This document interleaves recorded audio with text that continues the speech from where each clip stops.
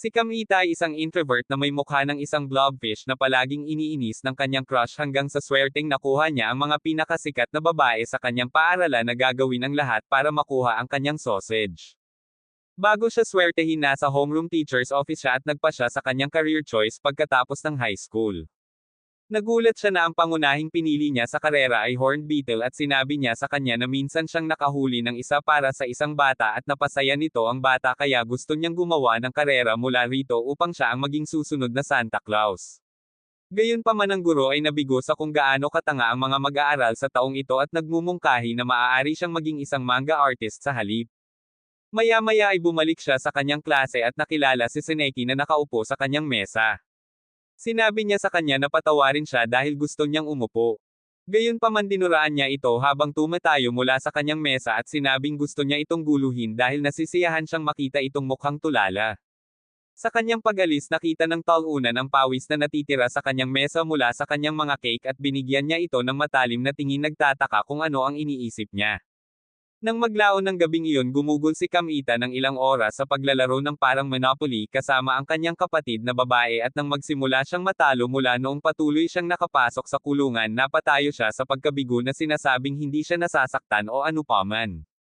Habang papunta siya sa kanyang silid, tinanong niya ito kung naghahanda na ba siya para sa kanyang mga huling pagsusulit upang hindi na niya muling matanggap ang paghampas ng kanyang buhay mula sa kanilang mga magulang. Sumagot si Kamita na sinusubukan niya ang kanyang makakaya at idinagdag na iniisip niya ang kanyang hinaharap kamakailan lamang. Ang kanyang kapatid na si Tomo ay nagulat at sinabi niya sa kanya na kahit na hindi pa siya sigurado kung ano ang gusto niyang gawin sa kanyang miserableng buhay, gusto niyang ibigay ang kanyang pinakamahusay na pagsisikap. Kinabukasan sa paaralan sa tanghalian, nilapitan niya si Seneki sa mesa ng kanyang kaibigan at tinanong nila siya kung totoo ba na gusto niyang maging isang manga artist na ikinagulat niya na ang homeroom teacher ay nagkalat ng maling alingawngaw. Umupo siya sa kanila at sinimulan nila siyang panunukso tungkol sa paggawa ng mga manga na puno ng balangkas, ngunit sinabi niya sa kanila na manahimik tungkol sa kanyang karera sa hinaharap. Nang maglaon sa silid-aklatan habang ang pinakabobo na bata sa klase ay nag-aaral kasama ang pinakamatalinong bata, si Seneki ay dumating upang guluhin sila at nakiusap siya kay Ikkyo na tulungan din siya sa pag-aaral na ikinagulat ni Kamita na nakakaalam na ginagawa niya ito upang patuloy niya itong guluhin. Kasunod nito, sa panahon ng palakasan, sinabi ni Ikkyo kay Kamita na nakita niya si Seneki na lumalabas kasama ang isang matandang lalaki ilang araw na ang nakalipas na nagpaisip sa kanya na dapat ay nasa mga sugar daddy ito. Nagulat ito kay Kamita na nagudyok sa kanyang kaibigan na tanungin siya kung nagalit ito sa kanya, ngunit sumagot siya na iniisip lang niya na nangyayari lang ito sa mga anime. Pagkalipas ng ilang araw pagkatapos ng mga pagsusulit, inilabas ang mga resulta at naipasa ni Kamita at Seneki ang kanilang mga pagsusulit na ikinalungkot ng kaibigan ni Seneki na siya lamang ang bumagsak. Pagkaalis ng mga babae, lumilitaw na sinabi ni Kyogo kay Kamita na nagulat siya na sikat siya ngayon sa mga babae, hindi tulad noong siya ay miserable at malungkot. Pagkaalis niya, pinasalamatan ni Kamita si Ikkyo sa pagtulong sa kanya sa pagpasa sa kanyang mga pagsusulit at inanyayahan siya ni Ako na sumali sa summer course ng kanyang cram school kung saan pupunta sila sa isang resort hotel para mag-aral ng 2 linggo. Gayunpaman, ang kanyang tamad na puwit ay nagsasabi sa kanya na ipapasa niya ito dahil ang gusto lang niyang gawin ngayon ay magsaya. Nang gabing iyon, habang pauwi siya, nakita niya si Seneki na nagtatrabaho sa isang kafe kasama ang isang matandang lalaki at iniisip niya kung iyon ba ang lalaking tinutukoy ni Ikkyo. Pagkalipas ng ilang sandali, hinahangaan niya si Seneki at sa tingin niya ay mas mataas siya sa kanyang liga. Pagkatapos ay iniisip niya kung ang pagtatrabaho ng part-time ay madaragdagan ang kanyang pagkakataon na magkaroon ng kasintahan, ngunit mabilis niyang inalis ang kanyang sarili dito at nagpas siyang tawagan si Ikkyo upang sabihin sa kanya na interesado siya sa kursong tag-init. Kinabukasan, inayos niya ang kanyang mga bag at nag-set out para sa summer course. Sa hotel, habang nakikipag-usap siya kay Ikkyo, bigla siyang nakakita ng figure sa isang bintana sa malayo, ngunit nang ipakita niya kay Ikkyo, wala na ito. Pagkatapos ay sinabi sa kanya ni Ikkyo na mayroong isang alingawngaw na ang multo ng isang 3 taon na tumalon sa kamatayan ay nagpapakita doon na tinatakot siya. Nang maglaon ng gabing iyon, nakaramdam ng kaba si Kamita nang matuklasan niyang siya ang may pinakamababang IQ sa lahat ng mga estudyante doon. Pagdating sa kanyang silid, nagtampo siya, pakiramdam na dapat ay sinundan niya si Seneki na sa halip ay pumunta sa dalampasigan dahil mapalapit siya nito sa kanya. Gayunpaman sinampal niya ang kanyang sarili sa kanyang delulo at ipinaalala sa kanyang sarili na pumunta siya rito dahil gusto niyang baguhin ang kanyang sarili upang maging isang mas mabuting tao. Lumipat siya sa bintana upang sumigaw sa universo na hindi siya susuko kahit anong mangyari ngunit biglang hinawakan ng isang estranghero ang frame ng kanyang bintana na ikinagulat niya. Isang kakaiba nakakatakot na batang babae ang lumitaw at gumagapang sa liwanag. Agad siyang lumabas mula sa zombie apocalypse sinusubukang hawakan si Kamita na ngayon ay halos maihina ang kanyang pantalon. Gayunpaman bigla niyang sinabi sa kanya na siya ay nilalamig at nagtanong kung maaari niyang hiramin ang kanyang tuwalya. Nagulat siya nang matuklasan niyang si Seneki ito at nagtataka kung ano ang ginagawa niya rito. Tinanong niya siya kung ano ang ginawa niya upang maparusahan ng isang summer course na tulad nito at ipinaliwanag niya na gumawa siya ng sarili niyang desisyon. Ibinalik niya ang tinanong siya kung ano ang nangyari sa kanya at ipinaliwanag niya na siya ay dinukot ng kanyang mga magulang nang malaman nilang siya ay nagtatrabaho sa likuran nila at sila ay dumating upang ihatid siya sa hotel na ito na matatagpuan sa malalim na kabundukan. Sinubukan niyang umakyat sa bundok ngunit hindi niya magawa dahil sa ulan at hinahabol siya ng ilang kawin ng usaw hanggang sa makakita siya ng bukas na bintana at umakyat. Habang patuloy siya sa pagsasalita nakita ni Gro na basa ang upuan na inuupuan niya at iniisip niya kung ito nga ang ulan o kung siya ay tumutulo mula sa kanyang mga floodgate. Tiningnan niya ang kanyang bag kung may mapapalitan ngunit wala siyang makita dahil nabasa na rin sila ng ulan. Nag-aalok si Kamita na kunin siya ng ilang damit mula sa iba pang mga batang babae sa susunod na silid ngunit hindi siya hinihikayat ni Seneki dahil iisipin nilang siya ay isang takot at may kulturang talunan. Hiniling niya sa halip na hiramin ang kanyang mga damit na ikinagulat niya at nasa sabik na ang kanyang crush ay magsusuot ng kanyang damit. Kinuha niya ang kanyang damit at umalis habang ang tulala ay nakatitig sa kanyang higanti habang siya ay umalis. Kinabukasan sa panahon ng tanghalian nakipag-usap si Kamita at ang kanyang kaibigan kay Seneki at sa kanyang bagong kaibigan si Mako at nagreklamo siya na binigyan siya ng isa sa mga guro ng parusa na maghugas ng banyo dahil sinusubukan niyang tumakas. Pagkatapos ay tinanong niya si Kamita na maaari niyang linisin ang banyo ng mga babae habang suot pa rin ang mga damit at naririnig ito ang Sim ay nasa sabik at sinabi sa kanya na okay lang na ikinagulat ni Ikoo na nagsabi sa kanya na wala siyang kaunting mail. Pagkatapos nito pinagsilbihan ni Seneki ang kanyang parusa at nagreklamo kay Mako kung gaano kalungkot ang kanyang araw. Gayunpaman hiniling ni Seneki na turuan siya kung paano gamitin ang washing machine. Habang pinalampas siya ni Mako nasa sabik si Seneki na mas wifey material na siya ngayon dahil magagawa niya ito para sa kanyang kasintahan. Tinanong ni Mako kung boyfriend niya si Kamita dahil pinag-uusapan na ito ng lahat. Tinanong siya ni Seneki kung ano ang kanilang sinasabi at nag-aatubili na sinabi ni Mako sa kanya na iniisip ng mga estudyante na siya ay isang patutot dahil siya ay naglalakad ng walang kahihiyan sa pawis ni Kamita. Si Seneki ay parang nahuli na sila ng mga estudyante at nagsimulang magsabi ng mga malikot na bagay na ginagawa nila ng magkasama sa likod ng mga saradong pinto nakakapanabot na si Mako na gustong makarinig pa. Kasunod nito habang si Kamita ay nakatayo sa tabi ng vending machine bigla niyang narinig ang dalawang babae na nag-uusap tungkol sa relasyon nila ni Seneki at ang makulit na pinaghihinalaan nilang dalawa. Mabilis siyang dumating upang ipaliwanag na hindi sila ganoon ni Seneki ngunit ang dalawang batang babae ay mukhang talagang asar na iisipin mo na ang kanilang mga hanggal na asno ay mababang loob na nagseselos dahil sila ay kasing single bilang isang dolyar at pangit ulap. Gayunpaman hindi tumulong si Seneki kapag nagpakita siya na nahugasan na ang kanyang mga pawis at sumang-ayon sa kalokohan na sinasabi ng mga babae. Pagkaalis nila kinaladkad ni Seneki si Kamita palayo sa isang liblib na lugar at binigay sa kanya ang kanyang mga damit na nagpapasalamat sa kanyang pagtulong sa kanya. Tinanong niya ito kung bakit niya siya dinala rito at sumagot siya na ayaw niyang idagdag ang chismis na nasa lupa na. Nang maglaon habang nag-uusap sila nagulat si Kamita na first time niyang maglaba at sinabi niya sa kanya na sa bahay lang siya gumagawa ng merienda habang naglalaba ang kanyang ina at lahat. Gayunpaman sinabi sa kanya ni Kamita na hindi siya mukhang isang taong gumagawa niya na ikinagalit niya kaya sinabi niya sa kanya na gagawa siya ng merienda para sa kanya sa hating gabi upang patunayan sa kanya na hindi siya nakakap. Muli niyang kinuha ang kanyang mga pawis at umalis at mamaya sa hating gabi pareho silang nagtitipon kasama sina Ikkyo at Mako at gumawa si Seneki ng masarap na merienda para sa kanila na nagpapula kay Kamita na parang tulala. Kalaunan ng gabing iyon habang naghuhugas si Seneki lumitaw si Kamita at nag-aalok na lang na gawin ito ngunit sinabi niya sa kanya na nakasanayan na niyang gawin ito sa trabaho at gusto niyang bayaran siya bago siya umalis.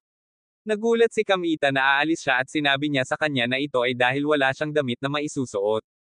Sinabi niya sa kanya na maaari niyang hawakan ang kanyang mga pawis hanggat gusto niya ngunit pinilit niyang umalis.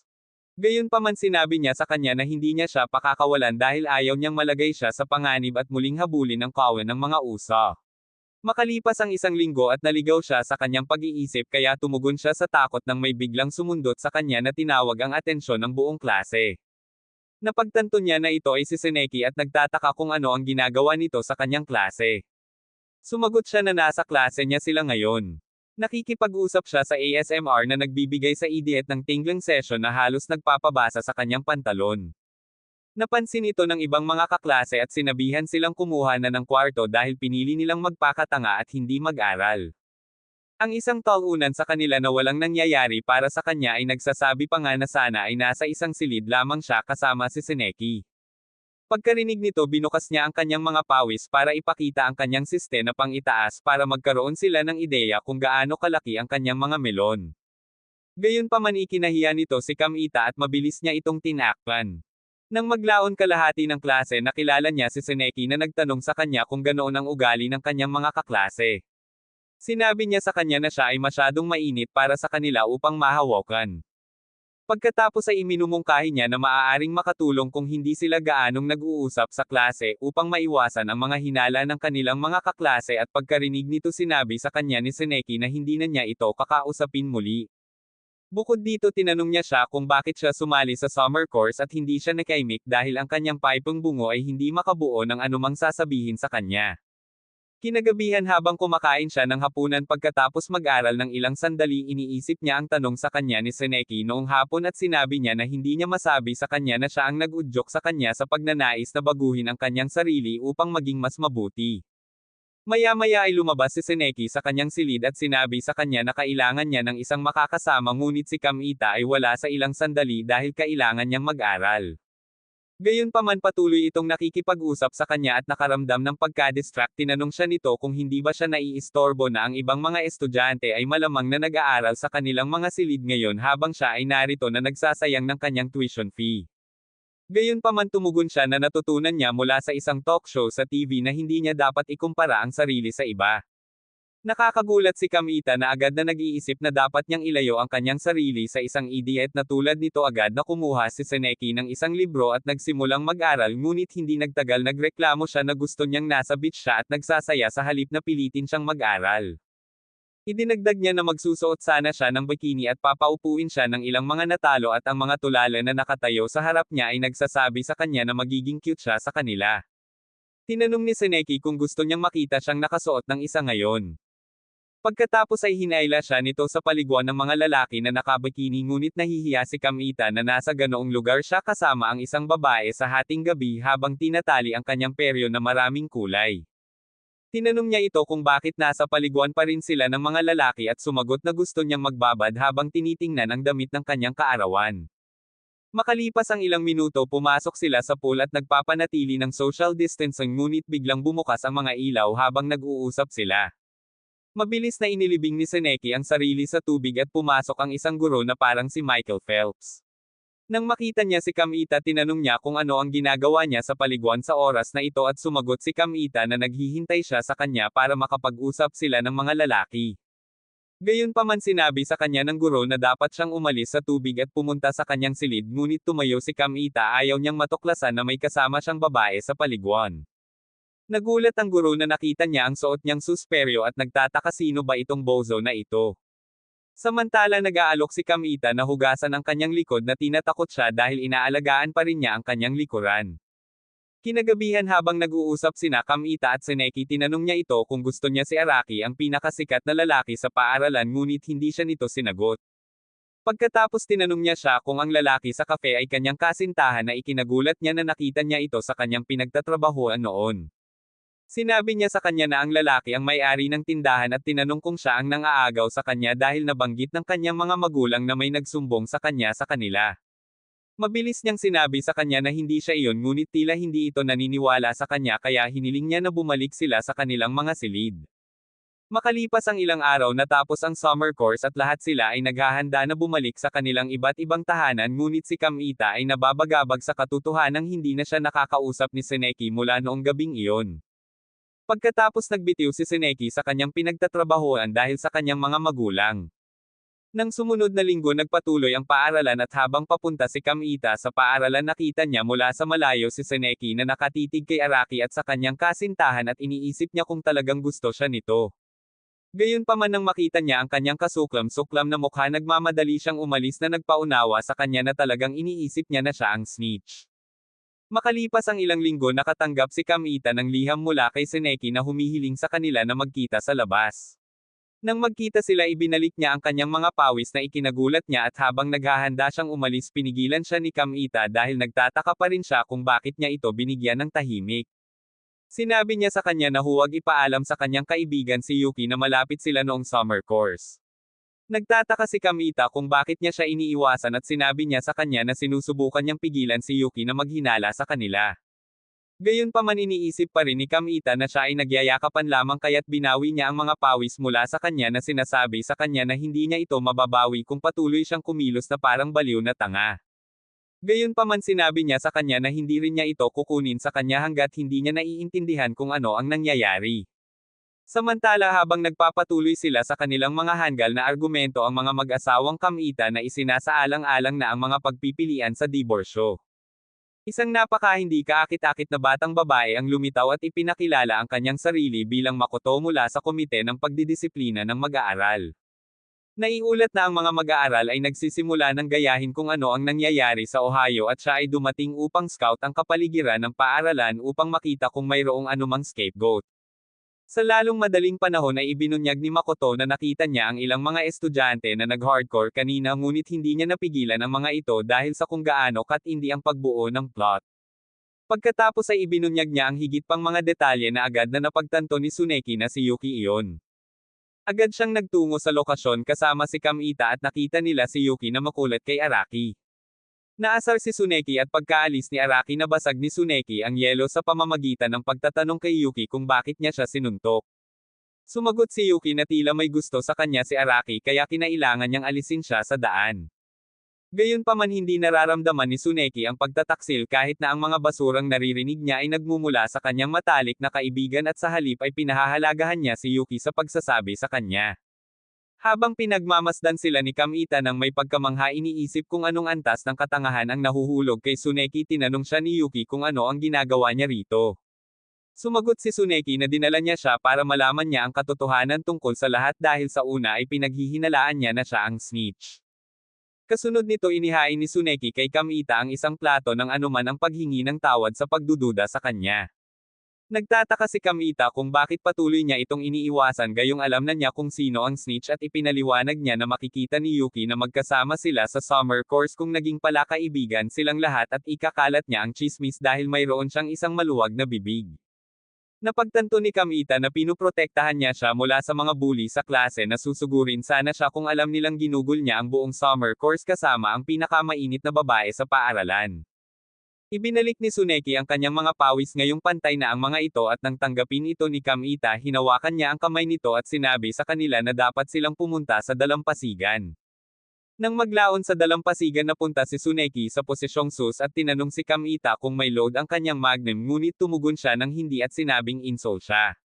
Gayunpaman sinabi niya sa kanya na nakaramdam siya ng kalungkutan at gustong mabasa ang uri na hindi kayang gawin ng karagatan sa kanya. Mas lalo siyang napasus at hinalikan na ikinagulat ni Kamita na sa tingin niya ay hindi siya karapat-dapat na humalik mula sa pinakamainit na babae sa paaralan lalo na dahil sa kung gaano kagulo ang kanyang mukha. Kinagabihan naisip ni Kamita na mas malaki ang pagkakataon niya kaya sinubukan niyang gamitin ang dui o riz na natutunan niya kay Casenat ngunit hindi man lang niya ito pinapayagang magsalita at ibinunyag na pupunta siya sa isang malayong culinary school pagkatapos. Kaya naman mas mabuting manatili silang magkaibigan. Pakiramdam ni Kamita ay na-friendzone lang ang kanyang hanggal na puwet ngunit sinabi niya sa kanya na siya ang dahilan kung bakit siya nagpasya na gawin ito mula noong gabing pinuri niya ang kanyang mga kasanayan sa pagluluto kaya hindi siya dapat pigilan. Sinabi sa kanya ni Kamita na naiintindihan niya ngunit naramdaman niya na kapag naisip niya na sila ay magiging mas malapit sila ay lumaki lamang at kapag siya ay nangangatuwiran na ang mga babae ay napakahirap intindihin bigla siyang siniko niya na ikinagulat niya. Sa puntong ito napagtanto niya na siya lang ang mabait na lalaki na iniisip ng bawat babae na cute ngunit hindi siya naliligaw kahit anong pilit niya. Mula noon pasulong nakakaramdam siya ng kakilakilabot na hindi niya ito maaaring yayain ng gabing iyon pagkatapos ay naging mas malayo ang dalawa. Pagkalipas ng ilang linggo naglaro si Kamita kasama ang kanyang mga kaibigan sa kanilang lumang PS5 sa paaralan. Habang naruroon mukhang inakusahan sila ng isang katamtamang hitsura na batang babae na nagngangalang Miam ng grupong nanunood ng corn sa likod ng hagdan ngunit ipinaalam nila sa kanya na nagsasayang lang sila ng ilang oras dito sa paglalaro ng Love Deer na nag-udyok sa kanya na tanungin kung gusto nila ng kahit ano. Mga item para sa laro ngunit tumugon si Kamita na mayroon siyang amalaking item para lang sa kanya na mga 7 inches ang haba. Agad niyang ipinakilala ang sarili sa kanila habang ipinapakita ang kanyang game console at sinasabi sa kanila na makipagpalitan ng mga item sa kanya. Sumama siya sa kanila sa paglalaro ngunit hindi nagtagal ay dumating si Miko upang tawagan si Miam. Nakikita niya si Kamita at ang mga kasama nitong tulalo ngunit hindi na siya nagulat dahil kilalang kilala sila sa mga klase ng saksak para maglaro sa likod ng hagdan. Nang mapagtanto na ang MC ay si Kamita nagulat si Miam na makilala ang kilalang gamer na otako sa paaralan na mas sineseryoso ang paglalaro kaysa sa kanyang hinaharap. Habang hinahangaan niya siya ang simp ay parang isang sigma sa loob ng ilang segundo na may isang cute na babae na naglalaway sa kanya ngunit mabilis siyang hinayla ni Miko. Hindi siya makatulog ng gabing iyon dahil hindi niya mapigil ang isipin si Miam at naging determinado ang tanga na magpakahusay sa laro para mapantayan niya ang mga kakayahan nito. Kinabukasan ng tatlong mofo ay nagtungo sa kanilang karaniwang lugar ng paglalaro at laking gulat nila nang makita nilang naghihintay na si Miyama sa kanila. Sinabi niya sa kanila na mayroon siyang isang item para sa kanila at dinala sila sa isang karaoke bar iniwan ang mga dudes na nagtataka kung ano ba ang kinalaman ng lugar na ito sa isang item sa laro. Siya ay nag-aaksaya ng kanilang oras para sa ilang sandali sa kanyang kakilakilabot na pagkanta ngunit ang tatlong morons na nag-iisip sa kanilang load magnums dahilan na siya ay dapat na sa America's Got Talent. Pagkatapos kumanta umupo siya at sa wakas ay ipinakita sa kanila ang bagay na ipinangako niya sa kanila at mula noon lahat sila ay magsisimulang maglaro ng magkasama. Isang araw sa isa sa kanilang mga sesyon ng paglalaro naglalaro sila ng multiplayer na laro ngunit sa pagsisimula pa lang nila ng laro nawala ang focus ni Oreki dahil sa level 10 na gat sa kanyang harapan at halos mansang ang kanyang pantalon hanggang sa ice cage siya ng kaaway sa laro. Gayunpaman ang natalo ay nasa pagtanggi sa sarili at nagtatanong kung bakit siya naisekade ng ganoon ngunit walang sino man ang nagmamalasakit upang bigyan siya ng sagot na angkop sa kanyang mababang IQ. Kinabukasan ipinagpatuloy nila ang kanilang gaming session. Pagkatapos mag-isekaying sa isang malaking halimaw nanalo si Kamita sa isang bunny ring na maaaring mag-level up sa kanyang mga istatistika ngunit ang dude sinusubukang kumilos na parang nag-aalok nito kay Miyama na gamitin. Nang makita ito naisip ni Eko na siya ay isang tulala at sinabi sa kanya na mas mahusay na isama niya ang kanyang karakter sa halip na mag-simp pagkatapos ng isang batang babae na mas mataas sa kanyang liga. Anyways hindi ito binabawi ng dude kahit na malungkot siya at nang mapansin ito inilabas niya ang isang bunny strap na ginawa niya kamakailan at ibinigay ito sa kanya na ikinagulat ng lahat. Habang nagpapatuloy ito naaalala ni Eko ang isang kaganapan sa larong crane na limitado sa oras upang gunitain ang paglabas ng larong Milliburn kaya agad silang pumunta sa shop para maglaro ng crane game.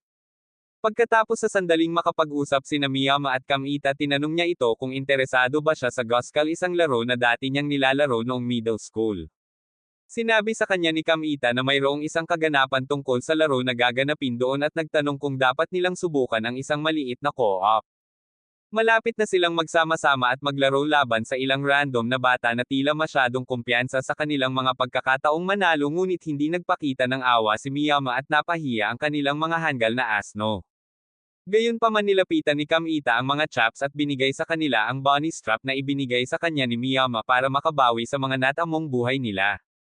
Nang maglaon sinabi niya kay Miyama na dapat ay mas maluwag ang loob niya sa kanila kung hindi ay walang gustong makipaglaro sa kanya kung ipagpapatuloy niya ito. Anyway nagpapasalamat siya sa pagsama sa kanya sa paglalaro na nagbibigay sa kanya ng nostalgic na pakiramdam ng nakaraan. Pagkatapos ay tinanong niya siya kung gusto niyang maging kaparehan niya si Guscal na sinasabing mas makakasama niya ang pakikipaglaro at masaya siyang sumang-ayon dahil bakit hindi. Makalipas ang ilang araw pagkatapos maglaro sa kanilang karaniwang lugar tumayo si Miyama para umalis para sa klase. Pagkaalis ikinwento ni Kamita sa kanyang mga kaibigan ang tungkol sa paglalaro ni Guscal na tuyo ang kanyang mga bulsa dahil iyon lang ang larong nilalaro ni Miyama. Hiniling nila sa kanya na magmungkahi ng isa pang laro na maaaring maging kaakit-akit sa kanya kaya ipinakita niya sa kanya ang isang laro sa pagmamaneho ng bus sa ibang pagkakataon ngunit naisip ni Miyama na nakakainip ito at tumungo upang maglaro sa halip na Guscal. Sa pagkakataong iyon ay nalaman niyang siya ay pagkatapos ng kanyang buhay. Iniwan niya siya sa laro at habang naglalakad siya sa gaming center nakasalubong niya ang ilang batang babae na mukhang nag-iingat na mahuli sa isang lugar na tulad nito. Habang nakikipag-usap siya sa dalawang pangit na babae hindi nagtagal ay sumama sa kanya si Miyami at sinabi sa kanya na kailangan niyang magtungo kaagad sa cram school na nag-udyok kay Kamita na tanungin kung aling cram school ito. Sinabi niya sa kanya na ito ang nasa istasyon na agad na kinikilala ng isa sa dalawang babae bilang sikat na elite prep school. Umalis si Miyami at pagkatapos niyang umalis ipinagmamalaki ni Kamita na magkasama silang naglalaro. Gayunpaman tinanong ng mga batang babae ang tulalo kung bakit hindi siya pumapasok sa isang cram school.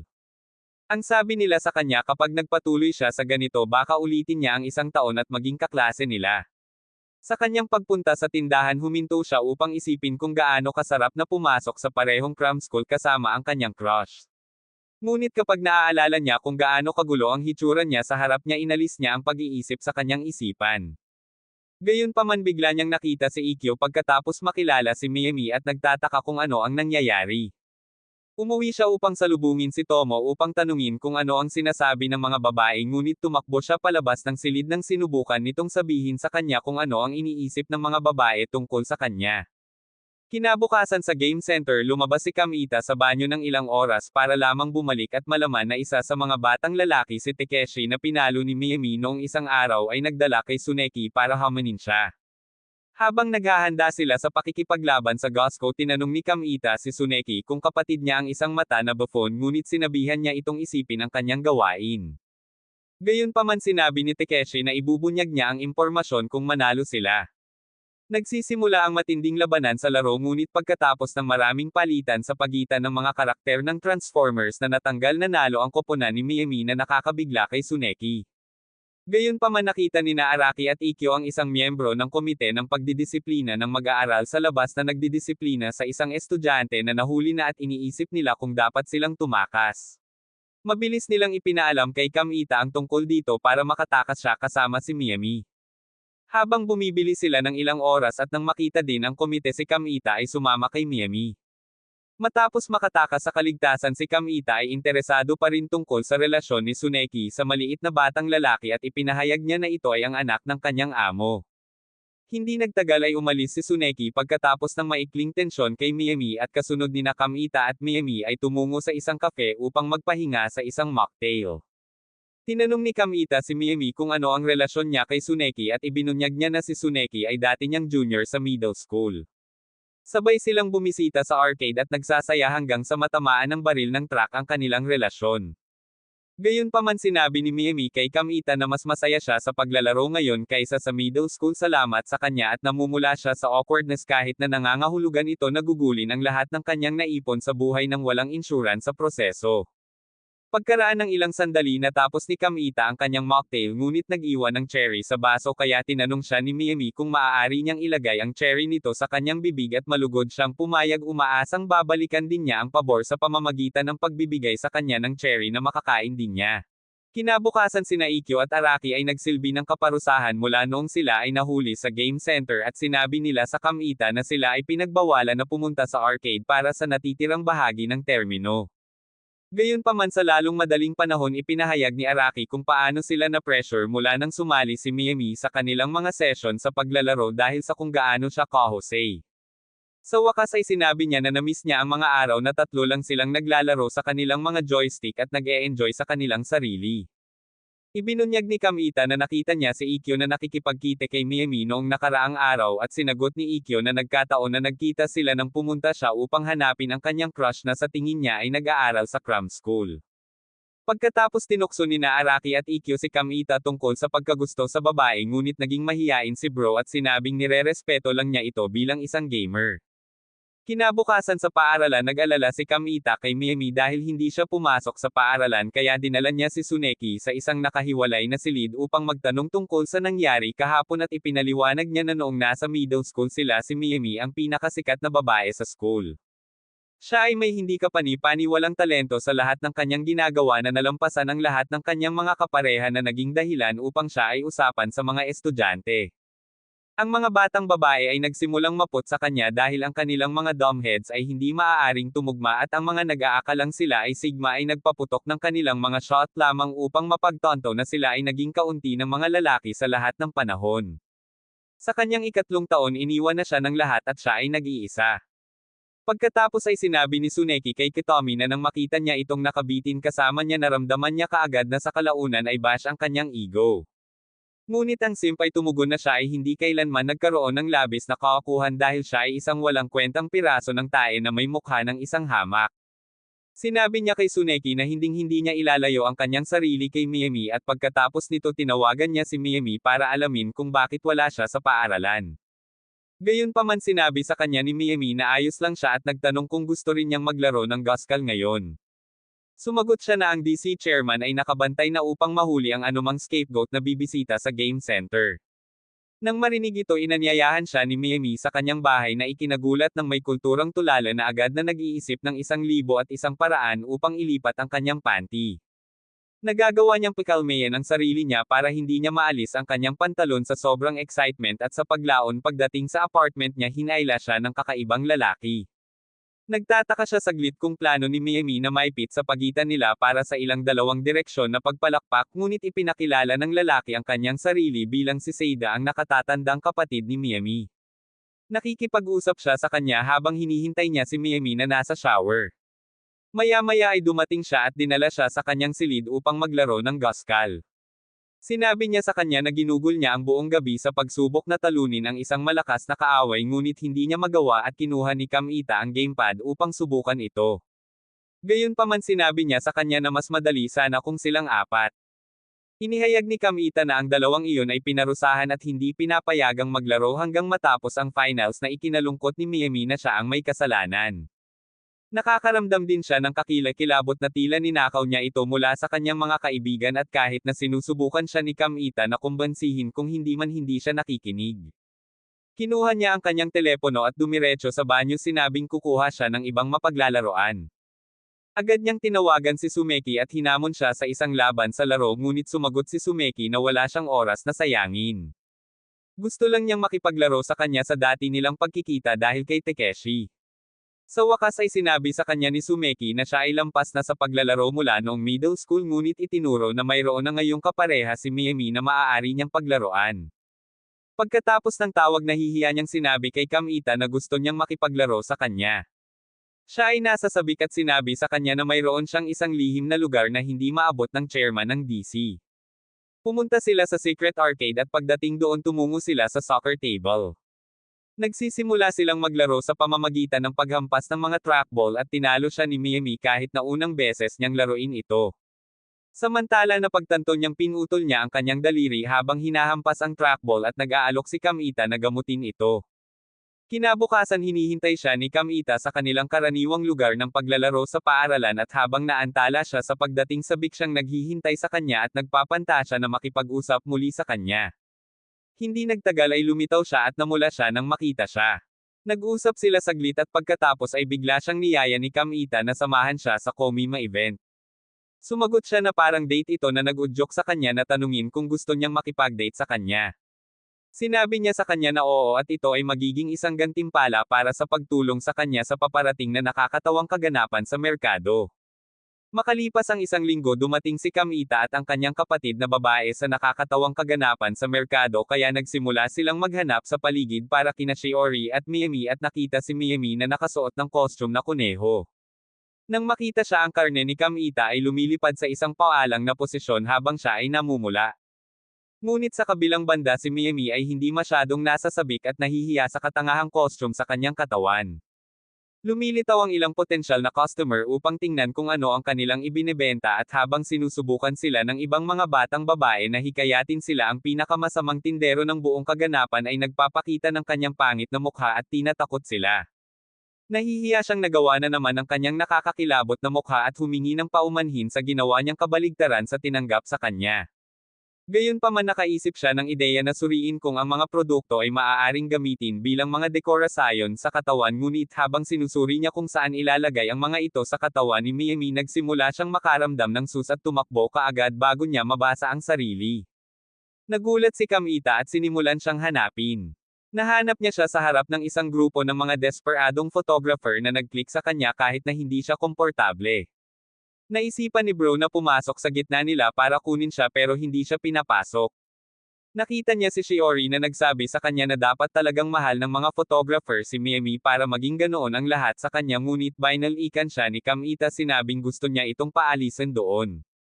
Sa hangering tumulong biglang inilabas ni Shiori ang kanyang gospel cosplay costume na nakakagambala sa mga photographer at pinahintulutan si Kamita na makatakas kasama si Miyama. Hindi niya namamalayan na tumakbo siya papunta sa lugar ng banyo ngunit nang mapagtanto niyang sinubukan niyang umalis kaagad sinabihan siya nito na tulungan siyang i-unzip ang kanyang costume para makapagpalit siya ng kanyang regular na damit. Nahihiya siya kapag nakita niya ang posisyon ng zipper sa ibabaw lang ng floodgate nito kaya sinabi niya sa kanya na hindi maabot ng kanyang mga kamay doon upang maiwasang gawin ito. Gayunpaman napunta siya sa isang sus position na akma para sa backstroke at sinabihan siyang pumasok. Kasunod nito nagpatuloy ang kaganapan at pagkatapos ng maghapong pagbebenta dumaan sila sa isang kafe upang kumain ng ilang pagkain. Gayunpaman nagulat si Kamita nang makitang nagtatrabaho si Tsuneki doon ngunit nagkunwaring hindi niya ito kilala para hindi magtaas ng anumang hinala mula sa iba. Mamaya sa mesa pagkatapos mag-usap ng ilang sandali binigyan ni Miyami ng regalo si Kamita para pasalamatan siya sa pagtulong niya sa nakakatawang kaganapan sa merkado. Ipinahayag din niya na ang season na ito ng kanyang buhay ay naging nakakaaliw at puno ng kaganapan higit pa sa lahat ng kanyang nasiyahan sa kanyang middle school year salamat sa katotohanang pinili ni Kamita na makasama siya. Gayunpaman inihayag niya na kailangan niyang simulan ang paghahanda para sa mga pagsusulit sa susunod na araw mamaya sa kanilang pag-uwi habang naghahanda silang maghiwalay. Pinahahalagahan ni Miyami si Tsuneki at sinabi sa kanya na babalik sila sa ibang pagkakataon. Gayunpaman nakasimangot si Tsuneki nang makitang muli ang pangit na mukha ni Kamita kaya sinabi niya sa kanya na mas maganda siya kapag ngumingiti siya. Nagseselo si Miyami nang marinig niya ito at umalis kaagad na ikinagulat ni Kamita. Agad niyang sinundan siya para alamin kung ano ang nangyari at sinabi niya sa kanya na ngayon lang niya napagtanto na nakasuot siya ng kuneho na cosplay costume buong araw ngunit hindi siya kailanman pinuri. Sinabi niya sa kanya na aalis siya ngunit bigla niyang ipinaalala sa kanya ang pangako nitong makipag-date sa kanya kung tutulong siya sa Komima. Nagulat siya at sinabi sa kanya na gabi na at sumagot siya na ito lang ang pagkakataon niyang isama siya sa isang petsa dahil magsisimula na siyang maghanda para sa mga pagsusulit sa susunod na araw. Bigla nilang napagtanto na ang pag-ibig ay nasa himpapawid kapag nakita nila ang iba't ibang mag-asawa na nakatago sa mga sulok nagpapalitan ng laway. Hindi nagtagal ay hinawakan niya ang kamay nito at sinabi sa kanya na gusto niya itong maging kasintahan ngunit tinanggihan siya nito sa pagsasabing hindi siya magaling sa bagay na ito ng boyfriend-girlfriend na ikinalulungkot niya. Tumangala siya sa buwan para isipin ang kanyang miserableng buhay at iniisip kung nagawa na naman ito ng kanyang mukha ngunit biglang napansin ni Miyami ang kanyang Adam's apple at sinimulang sipsipin iyon na ikinagulat niya. Sinabi niya sa kanya na mayroon siyang bagay para sa mga mansanas ni Adam at hindi niya mapigilan ang sarili kapag nag-iisa siya na matagal na niyang pinagmamasdan. Gayunpaman mas gusto ni Kamide na siya ang kumain ng kanyang sausage sa halip hindi ang kanyang mansanas. Napansin niya ang peklat sa leeg nito na dulot ng labi nito at agad siyang humingi ng tawad. Nag-aalok siya sa kanya ng benda at pagkatapos sinabi niya sa kanya na may iba pa tungkol sa kanya na gusto rin niya na kung paano ito palaging sinusundan siya. Pagkatapos ay tinanong niya ito kung patuloy itong lalapit sa kanya at bigla siyang niyakap ni Kamide na ikinagulat niya. Pagkatapos nagpatuloy sila sa paghalik sa isa't isa. Pagkalipas ng ilang linggo nakipag-ugnay si Kamide sa isa pang batang babae na nagngangalang Kyuko isang estudyante sa unang taon na isang comic otaku at kapag nagtanong ang kanyang mga kaklase tungkol sa kanya sinabi niya sa kanila na siya ang kanyang kaibigan noong bata pa siya. Gayunpaman kinukutya siya ng mga batang babae at sinabing siya ay bata pa dahil sa pagkagusto sa comics bilang isang high school. Nang maglaon habang nakikipag-usap si Kamide kay Kyuko tungkol sa kung paano nagbago ang mga comics na ipinakita niya sa kanya kanina sa paglipas ng mga taon upang maging tahasan at puno ng balangkas, sinabi sa kanya ni Kyuko na nagbago rin siya dahil hindi niya kailanman naisip ang sinabi ng iba sa middle school. Sumagot siya na kukutsain siya ng mga kaklase niya kung sakaling makita siya ng kanyang mga kaklase na nagbabasa ng kasuklam-suklam na comics. Habang nag-uusap sila, sumulpot si Tumo sa likod nila at nagtatanong kung ano ang ginagawa nilang magkasama. Pagkatapos ay lumitaw din si Mr. Ape at nabigla siyang makita si Kamida. Umalis kaagad si Tumo at nagbanta ang unggoy na iprito ang mga bola ni Kamida kung sakaling mailabas niya ang katotohanang magkasama sila ng kanyang kapatid na babae sa bubong. Nang maglaon, pinalabas siya ni Kyuko sa kape upang kumuha ng pancake, ngunit nag-aatubili si Kamida dahil ang pagkain ng pancake sa ganoong lugar ay makakabawa sa kanyang panlalaking aura. Insulto ito ni Bro sa kanyang Sigma persona, kaya sinabi niyang ipapakita niya sa kanya kung gaano siya kalaki. Sa kafe, tinapos ng matako ang isang tumpok ng mga plato ng pancake at sinabi kay Kyuko na isang lalaki lang ang makakain ng ganito karami, ngunit hindi pa rin siya nito nararamdaman at sinabi sa kanya na ang pinakalalaking bagay na magagawa niya ay ang kanyang nag-iisang puwit na magkaroon ng kasintahan. Gayunpaman, hindi alam ni Bro ang laro kahit na siya ay gamer. Kinagabihan, tinanong niya si Tumo kung ano ang ginagawa niyang mag-isa kasama ang unggoy na iyon sa rooftop, ngunit sinabi niya sa kanya na huwag magtanong sa kanya ng isang hanggal na tanong at kung nakahanap siya ng isang babae dapat din siyang umakyat doon upang suyuan siya. Gayunpaman, inihayag niya sa ibang pagkakataon na humingi ng payo ang dude tungkol sa home ec club na ikinagulat niya.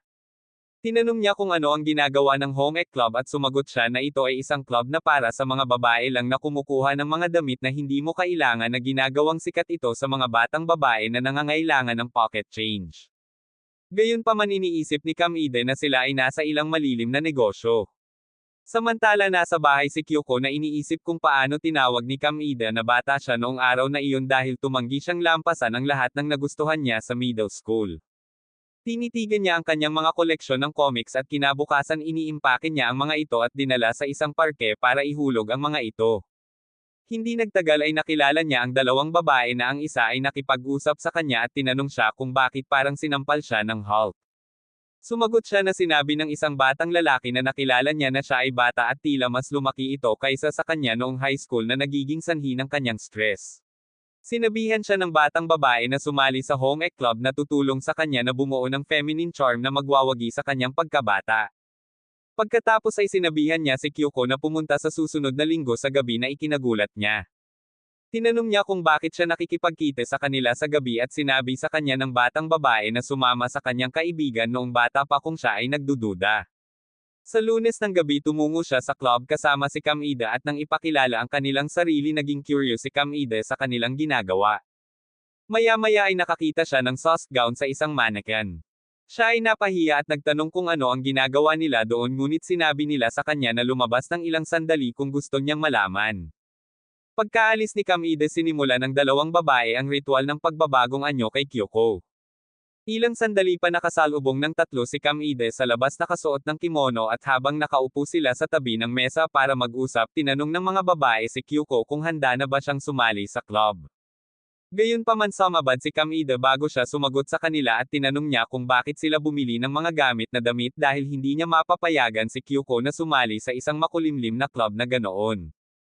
Ang usapin ay halos mauwi sa isang pisikal na alitan, ngunit si Nagasawa, ang dating presidente ng club, ay namagitan at ipinaliwanag na bumili sila ng mga gamit na damit dahil hindi kayang bayaran ng kanilang budget ang mga gastos para sa mga bagay tulad ng mga kimono at dumpling, kaya muli nilang ginagamit ang lumang tela at gumawa ng mga damit upang magbenta. Sa wakas ay ipinahayag ni Kyuko ang kanyang pagnanais na sumali sa club at hilingin ni Kamide sa kanya ang pinakamahusay na swerte. Pagkalipas ng 3 buwan, malapit na ang Pasko, kaya isang araw sa klase ang mga kaklase ni Tsuneki ay dumating upang tanungin siya tungkol sa kanyang mga plano para sa bisperas ng Pasko at sinabi niya sa kanila na mayroon siyang ilang bagay na inilatag para sa araw na iyon kasama ang hapunan sa isang magarbong hotel. Noli na ganito ni Kamida at nagulat na may umawat sa kanya na pumayag na makipag-date.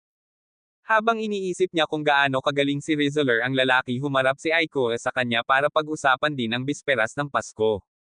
Sa una ay iniisip niyang pumunta siya para sabihin sa kanya kung ano ang gagawin nila para sa Pasko, ngunit biglang sinabi sa kanya ni Aiko na mayroon din siyang mga plano. Sa lalong madaling panahon ay ipinaliwanag niya na siya ay magpapalipas ng oras sa kanyang crush sa grade school na nagpa-realize kay Cam Eden na siya ang may problema sa pagiging single niya kaya kalaunan pumunta siya sa home ec club room at nakakita ng isang batang babae na natutulog. Nagising siya para lang matuklasan niyang si Kyuko iyon. Nagulat siya at tinanong kung ano ang ginagawa niya sa costume na iyon na sinagot niya na siya ang nagmomodelo ng mga costume na ginagawa ng mga nakatatanda para sa Founders Festival. Pagkatapos ay inalok niya ito ng cake at tsaa para i-review dahil marami na siyang ginagawang cake bilang paghahanda sa nalalapit na festival ngunit gusto rin ni Cam Eden na kainin ang kanyang mga cake. Sa pagtikim ng cake nagulat si Cam Eden na naging magaling siya sa maikling panahon ng pagsali sa club. Nang maglaon habang naghahanda siyang umalis sinubukan niyang sabihin sa kanya na makipag-date sa kanya pagkatapos ng Founders Festival ngunit huminto siya sa kalagitnaan at sinabihan siyang huwag mag-alala dahil wala siyang bola. Tumungo siya upang makipagkita kay Tsuneki para magrekomenda ng plano ng petsa para sa Pasko at sinabihan siya nitong subukan ang mga opsyon para sa mga nasa hustong gulang na Pasko. Agad na sinuri ni Cam Eden ang Google upang makita kung ano ang ibig sabihin nito at ang tanga ay nabighani sa hindi niya naiintindihan. Mamaya ay tumungo siya sa home ec club room kung saan sinabi sa kanya na nagkakaroon sila ng problema sa mga costume na gagamitin para sa nalalapit na festival kaya nag-alok siyang ibigay ang ilan sa mga damit na ginamit niya noong siya ay mas bata pa. Dinala niya si Kyuko sa kanyang bahay para ibigay ang mga damit.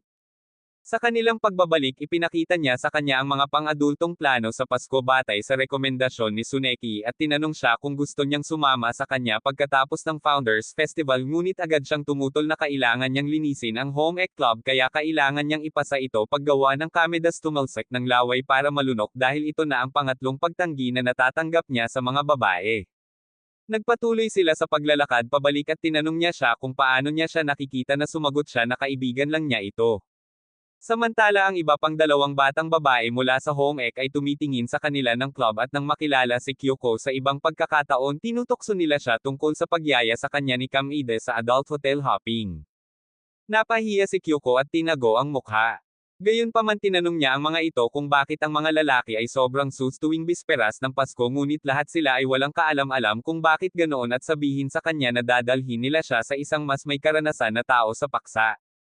Kinabukasan nagkita sila ni Tsuneki para magtanong ng parehong tanong at binibigyan niya sila ng buong lecture tungkol dito ng higit pa sa malamang na narinig mo sa iyong boring na buhay. Nagtanong si Tsuneki kung bakit nila ito tinatanong at ang dalawang batang babae ay nagsimulang hindi direktang kutsain si Cam Eden na nagpapasama kay Kyuko at siya ay nagdahilan sa sarili. Pagkatapos ay sinabi niya sa kanila na ang pagtanggi niya sa kahilingan ni Cam Eden ay malamang na nasaktan siya at hindi niya gusto na kinukutsa siya ng mga ito.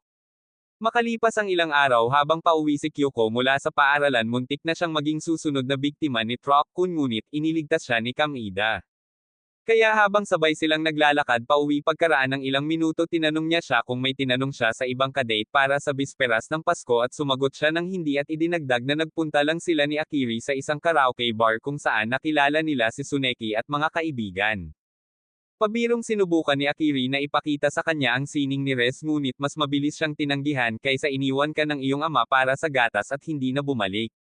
Sinabi sa kanya ni Kyuko na gumaan ang loob niya na siya pa rin ang karaniwan niyang sarili ngunit hindi niya naiintindihan ang sinasabi nito. Pagkatapos ay sinabi niya sa kanya na gusto niyang manatiling malapit sila hanggat maaari sa napakatagal na panahon bilang mga kaibigan noong bata pa sila. Sa puntong ito napagtanto niya na na-friendzone pala nito ang tanggang puwet. Kasunod nito habang nagpapatuloy sila sa kanilang paglalakad pauwi pagkatapos ng nakakahiyang sandali sa tindahan ng panty sinabihan siya nito na puntahan at tingnan ang mga dekorasyon ng Christmas tree na ginawa ng home ec club para sa darating na pagdiriwang. Pagdating doon natulala siya sa ganda ng Christmas tree. Ang chairman ng Founders Festival Executive Committee at ang kanyang partner ay nalulugod sa resulta at pinupuri ang club para sa kanilang mga pagsisikap. Gayunpaman pagkatapos nilang lahat ay umalis kasama sina Kyuko at Cam Eden lihim na isiniwalat ni Kyuko na naubusan sila ng mga hilaw na materyales habang pinalamutian ang puno kaya kinailangan nilang mag-improvise ng damit na panloob na nabigla sa kanya ngunit sinabi niyang magpapanggap siyang hindi niya narinig iyon. Pagkatapos tinanong niya ito kung ano ang schedule niya para sa Founders Festival at habang sasabihin niya sa kanya kung paano hindi na siya magiging available ulit tulad ng nakaraang oras huminto siya at sinabing nagtatanong lang siya tungkol sa kanyang schedule para sa ang pagdiriwang.